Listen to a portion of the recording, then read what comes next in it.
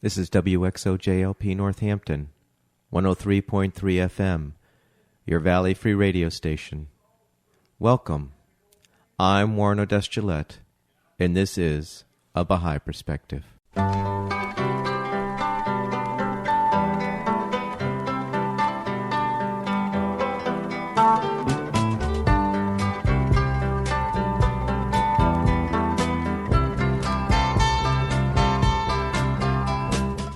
A Baha'i Perspective is a radio program that examines contemporary issues using the principles of the Baha'i Faith. If you want information on the Baha'i Faith specifically, you're welcome to visit the website www.baha'i.org. That's BAHAI.org. Or you can call the toll-free number 1-800-22-UNITE. Today I'm playing an interview with Dr. Jeanne Swinney, a Baha'i from Amherst, Massachusetts, who teaches at UMass. Before getting her doctorate, she spent 2 years in Nigeria and 6 years in Botswana. I started the interview by asking Jeanne where she grew up and what was it like growing up there. I'm a native New Yorker, and I was born and raised in Brooklyn. And at that time, it was really fun. We grew up in a neighborhood, the same kids I grew up with, I went to school with, and we played together. You did everything on the block. So it was really nice. And one of the other things that only city kids would do on weekends, we'd go up to the Museum of Natural History, or we'd go up to the Museum of Modern Art. That was our weekend excursions, you know. So you jump on the subway, you go in a group, because it was a 4-family house that I grew up in, and there were a lot of girls. And so I had all my playmates all built in, and it was very good.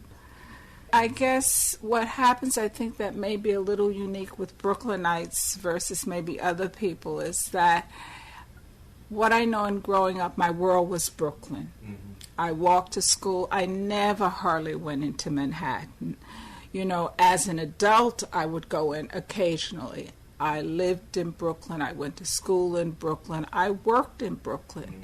It was not fun for me to travel on the subway. So if the job wasn't in Brooklyn, I couldn't consider it. So my whole life evolved around that. And what a lot of people don't know is that Brooklyn in the old days used to be its own government. And it's also the largest of the boroughs. So you could also be really very self-contained.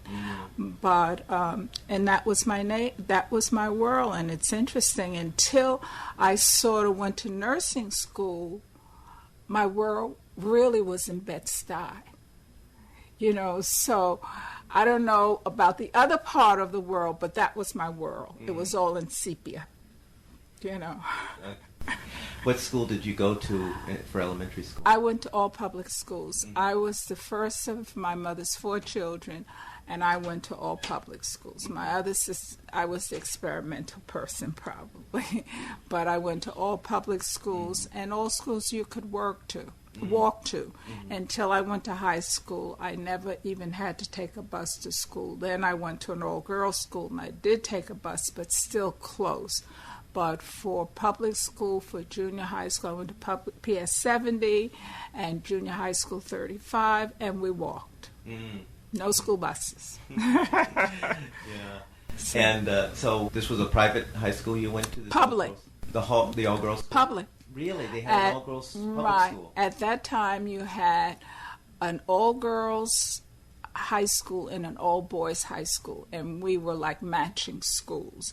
And both really good schools. The boys' school was probably a lot more highly rated than the girls' school. Like a lot of the boys went to Stuyvesant.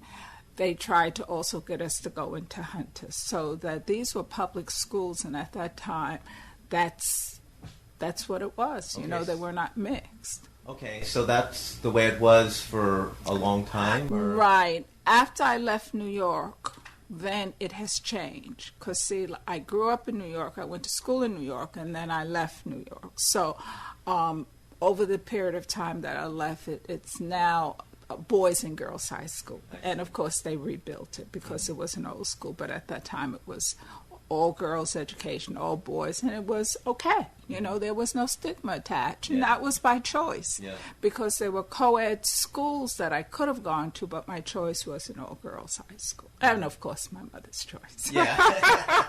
Because she worked in the rectory, so, you know, you don't go to Catholic school, all-girls school is the best thing. So you grew up in a Catholic background? Sort of mixed. My grandparents, specifically my grandmother, was sanctified and holy. So she was very much very traditional Baptist, Southern Baptist. As I said, if you know anything about Southern religions, that's what sanctified and holy, and that's a Baptist Protestant faith. And the Church of God in Christ. And we would go to church on Sundays and would have to sit in the front row, and church was an all-day affair. However, my mother worked in the parish, and she became Catholic. And so that we were sort of mixed Christians, you know, mixed with Church of God in Christ and also Catholicism. You know, so my sisters and my brother, they were Catholic, but now one of my middle sisters, she's Protestant. So, you know, we're all mixed up. The only thing that we have in common is that we're people of God. You know, that's the common thread. But traditionally, it was a very strict Protestant or Baptist faith I grew up in. Because I, being the first child, I was more involved with my grandparents, and that was also very cultural for us, that, you know, that my grandparents was there, my parents were there. But because I was the first child, I was sort of like my grandmother's child. I was always around them a lot. More so than my other sisters and brothers. So your mother's first choice would have been to send you to a Catholic school? I don't know if it was her first choice. My second sister did go, you know, and she went to Catholic elementary, high school, did not go to a Catholic college. And then my youngest sister, my brother didn't go to Catholic school, and then my youngest sister went to technical high school. So we were all sort of mixed up. Probably her focus was trying to get us in a good school, because we grew up in Bed-Stuy, where I'm an inner city person. That's my frame of reference. Right. And looking back, are you glad you went to an all-girls school versus a co-ed school? Or I don't have any feelings about it. I had a boyfriend all through high school, so, you know, it didn't make any difference. I didn't go to high school to meet him. I already knew him, and we went out together until I went to nursing school. You know, it had no meaning to me. It was just fine. I felt comfortable. I had a whole group of girls that I hung with, and a couple I'm still friends with. Really? You know, yeah. That's great. Yeah. Because they're neighborhood girls. So when I go home, we'll call, sometimes do lunch or something. Just sort of depends on the schedules. So after high school, what happened? I went to nursing school, and I met a whole new cohort of friends, and then that was a new experience for me, and probably the first experience that took me out of Bed-Stuy. You know, the first time I ventured beyond my real comfort level. And it was an interesting experience, going to a predominantly white school, coming out of essentially a black experience. So it took some adjusting. But of course, we sort of like had our group of support and were able to do it and do it successfully. And where was that? This was in New York. I went to New York University. So did you commute, or did you stay Commuter. there? Commuter schools. No, we could not. I could not afford to live in the dorms. If I could have afforded it, I would have gone to Howard. That was my Howard was my real choice, and but because we didn't have the money for Howard, I went to school in New York. What happened after you finished nursing school? One of my buddies and I, we decided we would take off, and we worked for a year to get licensed because, you know, in nursing you can't practice unless you're licensed. And then after that, we decided we wanted to travel because we were both products of Brooklyn and had not gone very far out of our city. And we went to California to experience. And that was interesting. I think I stayed out there about 2 years. And that's where I became a Baha'i. I think. We sort of... On the trip? No, what we did is it was during our work experience. It was during the 2 years that we lived there, I became a Baha'i, you know. So you chose California as the place to work? We just went. Okay. We wanted to go. And you ended up there for 2 years? We would work and save some money and then stop working and enjoy and then go back because, you know, we were young and nurses never have a problem getting a job, and we were trying to enjoy an experience, and that's what we did. That's great. Mm-hmm. So what's the story about you running into the Baha'i? Well, during the time we were in California, I sort of was not as involved with the church because it wasn't as convenient for me to go to church. At that time, I was Catholic, but I didn't always go. And my girlfriend, my roommate that we traveled with, had started to date a Baha'i. I have to backdrop. Before she met him, we had started to explore Zen, you know, and we did a little exploration in Zen Buddhism. And then there was this guy that I met, and we were talking one night about religion. So here's the four of us sitting down just talking about religion, spiritual awareness, and things like that. And then this guy mentioned the Baha'is, and we're saying, the Baha'is? Who are the Baha'is? So none of us really knew. And so he says, oh, okay, one rides my bus. So he was going to talk to his friend that was on his bus so he could give us the real deal about the Baha'is. And after that, we met him. He brought him by to sort of talk with us, and then my girlfriend and roommate started to date the Baha'i guy. So he would come by and we would talk, but he never really talked about the faith with us. What he did is he would leave literature. And for me, that was probably the best approach, because even though I was not going to church religiously, I still believe that you really could not really become involved in other religions, because at that time Catholicism was still very strict in its rules. So he would leave us things around the house, and I remember there were some little blue books, and we would read them. And then what he did one night was to invite us to a social affair.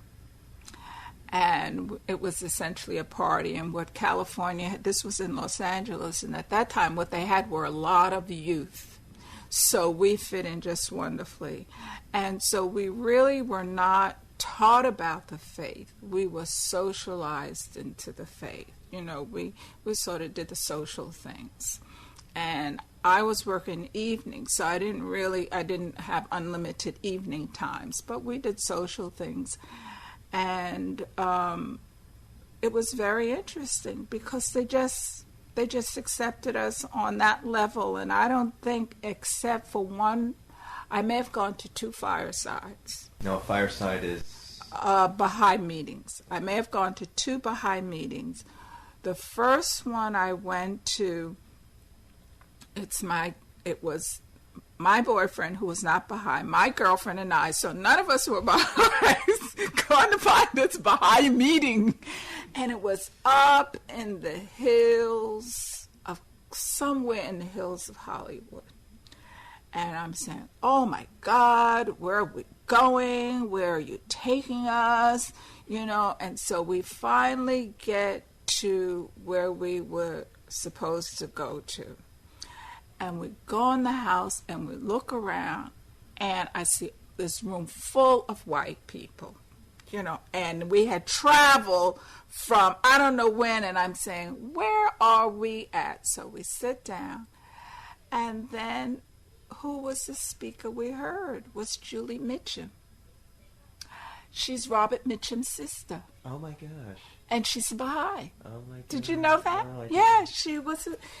I don't know if she's still alive or not, but she's a Baha'i. So we sit down and we hear it, and I listened. It was okay. It was interesting. Here again, it was just still a very social event for me at that time, and so that was it. Then we met Eulalia Bobo. She is Joe Lewis's sister. The fighter? Uh-huh. Oh, wow. You didn't know she was... Oh, okay. Eulalia Bobo is a Baha'i. Was a Baha'i. She's recently died. Okay. So she befriended us because what we would do, we would just go by her house and we would sit and talk. But not about the faith necessarily, because we didn't have any family in California, so they would invite us by for dinner, and we would just go and talk. So I guess you saw these two young, immature young ladies, because at that time we were just out of school for 2 years, and she just befriended us, and we would sit and talk, and so we would hear about the faith indirectly. And that was our exposure. So we would hear about Baha'u'llah. And then there was one night there was a man who talked, and I don't even remember his name, but as a Baha'i now, I remembered his words. And what he said, he was talking about the faith, and some of it was very new, and he said, if I knew now what I knew before I became Baha'i, he says, I don't really know if I could do this because the responsibility is so very great. And at that time, it didn't really mean anything, but as a Baha'i now, I've often thought about his words, and I can't remember his names, but I remember those words about the responsibility of being a Baha'i. Well, for me and June, which is my sister cousin, because we've been friends and we still are, and we both became Baha'is. I became Baha'i first, and then she became Baha'i. But what happened is that when I became Baha'i, I sent Eulalia a note, and I said, did you think that these two flighty girls would ever become a Baha'i? But it was very interesting because it was all about love and support and really not about religion. And it was probably the only way I would have become, because I was still very much involved emotionally in Catholicism, even if not spiritually. And it's like even my priest, I never really told him when I became a Baha'i, because I didn't have that kind of courage. My mother told him, but I never really told him because he was always so kind and very much. I grew up as a young kid around the rectory, so he knew me, so I could never really do that. I thought it would be very hurtful to him for him to think he spent that much time in me, and here I am becoming something else. So, but I didn't become Baha'i in California. I became Baha'i in New York, because even though it is not the Baha'is in New York who prepared me for Baha'u'llah, it really was the California Baha'is. And then after we returned back, and we would think about it, and the first reading, because I really wasn't into a lot of meetings, but I did read. And at that time, there were two guys who would come by and go through the writing sometimes with us and answer our questions, but just to respond to questions. And then at first I says, okay, if I become anything, I guess I can become Baha'i, And so over a period of time, and then when I thought I was ready, and then I had to really pray on it, and I had some personal challenges, and I had to really, and I says, and I always, and I still do, pray for a sign, but up until just before saying yes, I wanted to become a Baha'i, I still wasn't sure, but then Baha'u'llah did send me a sign, and of course it's always very personal between you and God, right. But because I would flip-flop, is this really right? Should I be? Am I really doing the right thing? And of course my grandmother, who was so upset, she felt I was just going to die and go to hell because of her being a very traditional, close-knit, in her faith, Christian. But I just said, well, I think that this is what I want to be, and I have not really regretted the decision. I only regret that I probably have not done more. I have not served more, but I often feel that I don't know what my life would be like without the faith, you know. And I'm the only Baha'i in my family. Brooks said he's Baha'i, but he's still young and finding his own way, torn between the old world and new world. So I just leave him because I think it's up to him and Baha'u'llah. Brooks being your son. Yes, yeah, it's up to him because he'll go between being a Christian, being a Baha'i, being a Muslim. I said, well, it's good. It's all God.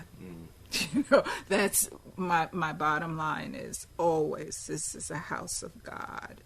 And if it's of God, it's good. And in the Baha'i writings, it says that if a man is a true Christian or a true Jew, that is beloved in the sight of God. What caused you to move back to New York? My family. I never went out there to live. Yeah, but at some point 2 years seemed like enough. And it was it. You know, it wasn't a specific time. A few things happened that I wasn't happy about, and we just said, well, we'll go home. Right. You know, we'll get another job. And that's been my MO.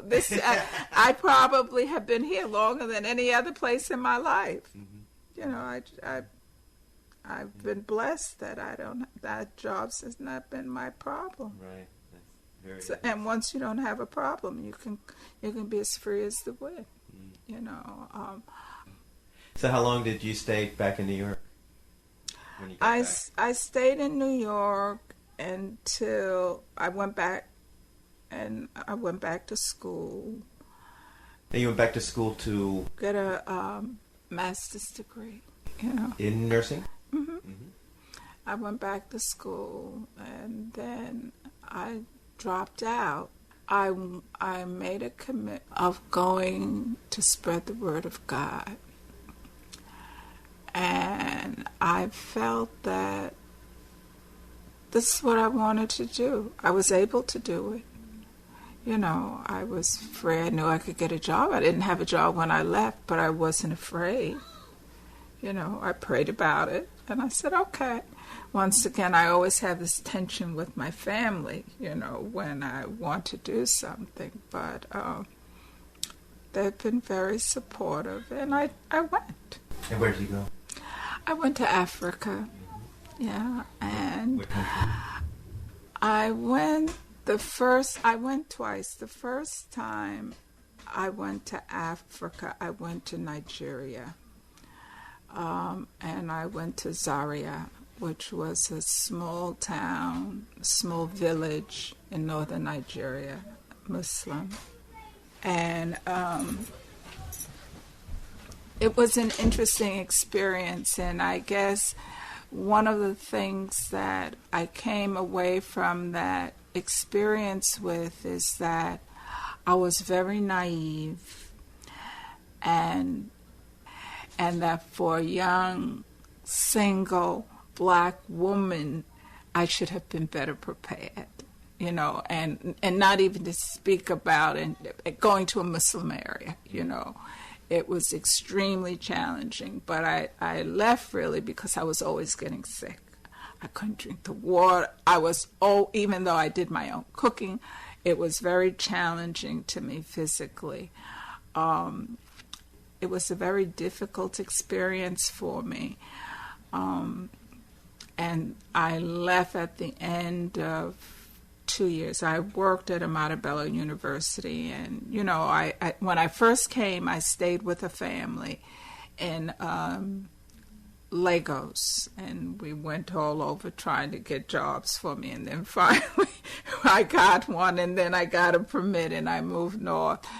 And it was interesting. And I worked at local wages because I was just there for a purpose. And I ended up coming, I left at that time, came back home, got my health in order. And it took really a long time, especially my stomach. Even now, there are things that I can't tolerate well, you know. And then after a while, once again, I started to get restless, which is my spirit. And I was reading the New York Times one day, and I said, "Oh, did you see this job?" And I interviewed for it, and I got it. And it was a job with Baha'i Medical College, USAID, and the government of Botswana. So this time I had my job before. And that, of course, was a lot better. And I went and I spent 6 years this time, and I wasn't sick. But it was also a lot more protected for me. And the country is different. The Botswana are different people, and the country is different, and it was a lot more comfortable for me. And I ended up really liking Botswana a lot. I felt it was my second home, and at that time, it was the only place I had lived longer than my birth home. You know, and so I felt it was my second home. And I met many wonderful Botswana people that I'm still involved with now. Like my boss was here maybe a year and a half ago, and I went into Washington and visited with them. So those are very loving relationships that I maintained. And with some of the Baha'is there, some I have, you know, when you leave, for me, it's hard to continue to write and maintain that, but it was very much like a family, and that's one of the things that I did really like about Botswana. It was small, it was very safe, you know, and you could leave your door open and things would be okay. I didn't have that kind of feeling when I was in Nigeria, but I did in Botswana, and I loved it. As I said, it was my second home for a long time, and the only place that I worked at and lived at longer than my natural home. Now it's Amherst. So you can tell how I haven't really been, you know, about how long I've been here. So you can see I don't stay in one space a lot for a long time, but this place is my next longest place. Yeah. And you were working as a nurse there? Yeah. I was a part of a public health team, and it was myself, 2 other nurses, and a health educator, and we were working directly for Baha'i Medical College, and then they had the contract and working for the government of Botswana. So I had essentially 2 bosses. I had Baha'i Medical College and the government of Botswana.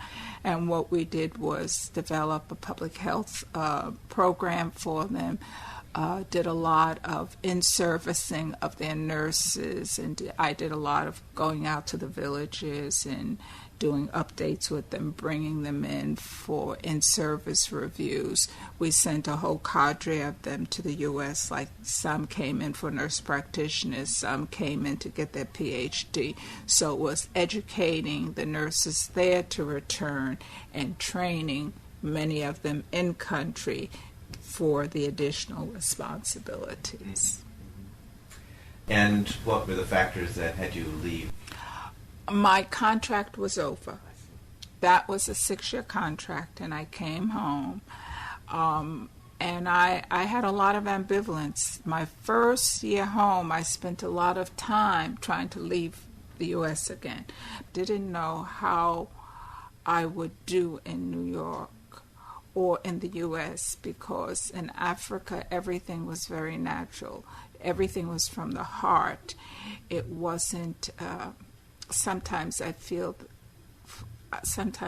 things are very pretentious here and very made complex when it should not be. You know, I could go out to a village and sit down and talk with people that I didn't know and befriend them without all of these other levels that I feel here. And I was very honest, but they know that my quality is that I tend to be honest. And I said, I don't know if I can live in the U.S. that our lives were consumed is that I was always very busy. So I always had my work, and then on weekends we were always doing things for the faith. And it's interesting here, people are more busy, and you can fall in that same pattern. I could say, I should be doing ABC, and so it's much of what I knew would happen, so. And as I said, that was one of my fears. But as I said, I spent that whole time trying to get back, and I couldn't. And of course, I went back to school. When you don't know what to do, go back to school. And I went back to school. First, I moved down to Louisiana because I had a sister down there, and then because by that time I wasn't happy with the cold climate. And so I moved to Louisiana. One of my sisters was there, and I worked there a while at LSU in New Orleans. And then after that, I went back to school, and I took a leave and went to University of Texas at Austin, and I went to school. And then when I finished, I came back I moved north into Lake Charles because I wanted a smaller town. And I stayed there until my mother's health started to weaken. And when I came to Amherst, it was specifically to do my daughter bit. By this time my mother is ill and she's confined to bed. So it wasn't fair for my sister and her family to do all of it. And I could then live in Amherst, commute back and forth, and fulfill my obligations. And that's what I did. And how did your mother go from New York? She was still in New York. Amherst was close to New York. I was in Lake Charles. And UMass, they waited for me about 2 years. The first time they tried to recruit me, I wasn't interested. For what? To teach here. And then after my mother started to become weaker and they contacted me, then I became interested. Okay. Because then I could live in Amherst and commute back and forth to New York. So before my mother passed away, now 3 years, I used to go back and forth to New York a lot. So I would work here, but my life was really in New York. If you notice, you never really saw me a lot because I was working in there. And I would give my sister respite care so she could do things with her husband and family. So I was really back and forth. I don't go down as much now, but we do all holidays at home because we have a very strong family commitment. So I never spend holidays here. And even though I'm Baha'i, I spend Christmas there because my family is Christmas. I do vacations so I do it like that. But anyway, I got to Amherst because they were recruiting me. It would allow me to be a commuter back and forth but not have to live in New York. Now, how did UMass find you? They looked me up. Really? There are two parts. One, they know someone that knows me. They specifically wanted a public health person. And the person who mentored me, and this is the person who encouraged me to go back to school when I said, I'll never go to another school again, She encouraged me to go back to school, and someone knew her. And then the dean here knew my dean at UT Austin because they needed a public health person. And I was really probably one of the most qualified people they had in that area right now. And they were, and even when I said I wasn't interested, they still stayed with me and brought me up for a visit. And it was a very nice interview. But it took my mother being ill for me to really come up. Yeah. So that's how I got here. And right now I feel a little more settled. It's like I said, I traveled so much as a younger person. At this point in my life, I'm not even interested in traveling. Like someone was saying, there's a conference in California. I said, I don't do California anymore. Yeah, I don't want it. I went to San Francisco and I said, this is too far and too much that that's not my thing now. You know, my best preferred method is let me get on Amtrak and go where I have to go. That's my preferred mode of travel now. So there's no calling you back to Africa either?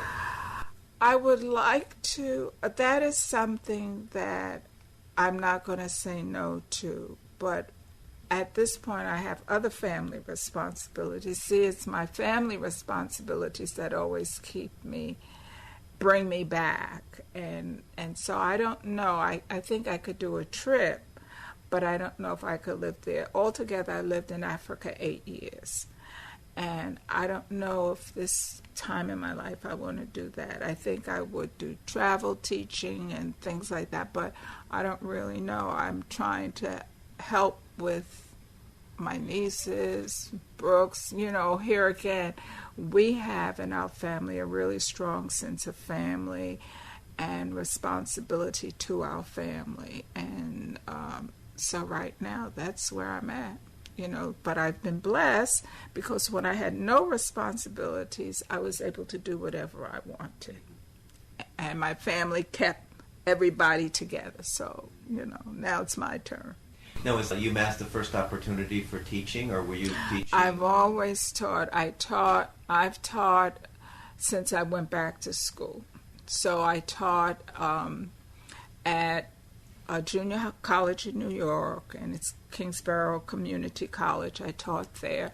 I taught 1 year at the University of Alabama in Birmingham, but that was not a really positive work experience for me. Then from there, I worked at Louisiana State University Medical Center in New Orleans and stayed there till I went back to work on my doctorate. And then I took my leave, went into Austin, and went to UT Austin. When I finished there, I came back to Louisiana, but worked in Lake Charles at McNeese State University. And I left McNeese to come here to UMass Amherst. So those were the universities. So I've essentially been teaching for a lot of my. After I left Africa, I was teaching. In Africa, I was practicing. You know, but since I came back from Africa, because then you took my practice plus my education, and it was a very nice blend to teach and share and mold other students. And so did you get your doctorate in nursing? Right. It's a research doctorate, and my specialty area is nursing research, and my research area is breast cancer in African American women. Do you enjoy teaching? I do, because I feel it gives me an opportunity to help broaden the minds of the young men and women that I'm with. I'm able to hopefully share with them how important I think it is to be respectful and gentle with your patients, you know, so that people come very vulnerable to the hospital or when they're at home, and what a difference that we can make. And I acknowledge the fact, and I always tell them, even though many people, except maybe medical students, do not realize how young these young men and women are and the great responsibility they have, they're essentially responsible for another person's life. And most 19, 20, 21-year-old students who are in college don't have that kind of responsibility. So I really try to make them aware of how special they are, because they've been given a special task, and nurses work very hard. Mm-hmm. Can you tell me about your work with your studies of breast cancer within African American women? That's my research area, and an amplification on my dissertation. And some of the data, breast cancer is the second leading cause of death in women, and of course black women have a higher rate of mortality, a higher death rate than white women, and some of it may be cultural, some of it may be social economic status. And so what I am doing is looking at the prevention, or how do you help get these ladies in early in their lives so that they can get screened and treated early. and I'm approaching it and saying, well, what is their voice saying? Why do they think they're not going for screening? And then sharing that information so that we can say, this is what they feel. Therefore, if we really want these ladies to come and get screened, we will have to modify what we do in health if we're really honest and wanting to eliminate some of the gaps between the black-white death rate in breast cancer, and lots of times what you'll find, and I can see it in myself, is that you're too busy with your family to give yourself the kind of time. And this is something that has been very typical of black women across SCS, across social economic status. And so what I'm saying is that how do we make these ladies give time and care for themselves? And so that's one piece of it. And then the other piece is, what kind of interventions can we develop with the health facilities to sensitize them to the needs of these women and not turn them off? Some of the reasons they say sometimes that people are just disrespectful. And in the African American community, especially Southerners, I know respect is really a large part of it. That you can't disrespect people, and you hear the kids have their version of it, don't diss me. You know that you need help, but you also feel that you don't feel that it's right to be disrespected. And some of the work with the homeless will tell you that you can take homeless people who would rather be out on the street than to go to some of the shelters because they're treated so disrespectfully. So that on the part of what we have to do with the health community is make them see themselves, so that if you can see your strengths as well as your shortcomings, then you can reach people who are very vulnerable. And more important, and then I guess the number one challenge would be providing access, and that's an issue. But if you can put people on the moon, you can't tell me you can't give people health insurance. Okay, you touched on this a little bit, Jeanne, but I want to ask you to imagine what your life would have been like if you had not become a Baha'i. I think it's always difficult to predict because we don't know the future, but I can say based on many of my friends that I grew up with, I can only say what are some of the differences in my life and the lives of friends that I had that I love very dearly. And I think that what the Baha'i Faith always gave me was a clear understanding of what I had to do. And it was up to me to gather the strength to do it. So I could very early on make distinctions. Was I perfect? Absolutely not. Did I do things I shouldn't have? Absolutely. But I was always very clear that when Baha'u'llah would say in a prayer, if you do A, you get B, and we know that God doesn't lie, then I must not be doing A if I don't get B.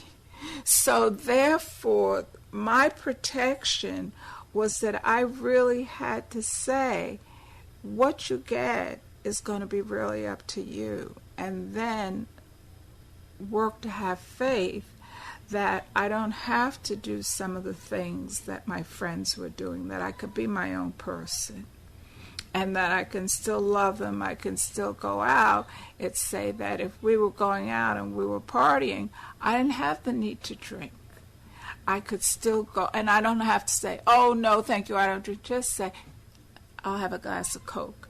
And you can still have a good time because nobody knows what's in your glass. So you don't have to, be a martyr, but you knew that is, if drinking is forbidden, and that's something you felt was important. And how I've lived my Baha'i life, I read the writings, and I absolutely know what Baha'u'llah expects of me. Some things present great challenge for me, but then there are other things. I said, I don't have to drink. I most certainly can fast. These things are not my challenge. So let me save the things I have to beg for forgiveness for with some things that really are, but not prayer, not fasting, So I felt that I knew, and so I could be my own person. I could still enjoy some things with them without doing what they did. Of course, as I grew older, it became a little more difficult that I had to make choices about what I would and would not do, But I felt that it kept me very, very healthy. It kept me out of trouble. And it's like the faith is my protection. And because even as a child, I always believed in God. Like when I was Catholic, I would go to confession, and when I left confession, I would say, okay, God, I don't care if I die now because I'm in a state of grace. So I always had a sense of God in my life, and this is what I've got from my family. So with the Baha'i Faith, I just had to use that to protect me so that I could love my friends, be involved in the old world order, but not have to be like them.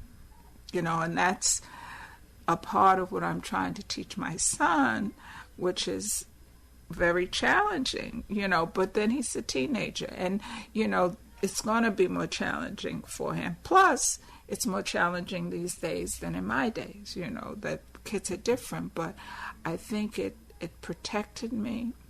I think it gave me a sense of showing me how I could draw on God's strength and doing what I needed to do, and to also protect myself and to increase my faith. There's certain things. I said, as long as I don't do anything to anyone, I don't have any problems because nothing's going to happen to me. Does that mean I'm not going to have tests? Of course not. Of course I'm going to be tested. Sometimes I say, okay, God, you said I never test you more than you can bear. Well, are you sure? But that is the kind of thing that I've done when I talk with God, so that I know that as long as I do the right thing, I will be okay. And if I didn't have that guidance and protection, I don't know where I would be. I might be like some of my friends, and some have done well and a lot have not. Thank you very much, Jeanne. My pleasure. I hope you enjoyed that interview with Dr. Jeanne Swinney, a Baha'i from Amherst, Massachusetts, who teaches at UMass and spent 8 years in Africa. If you want information on the Baha'i Faith specifically, you're welcome to visit the website www.baha'i.org. That's BAHAI.org. Or you can call the toll-free number 1-800-22-UNITE.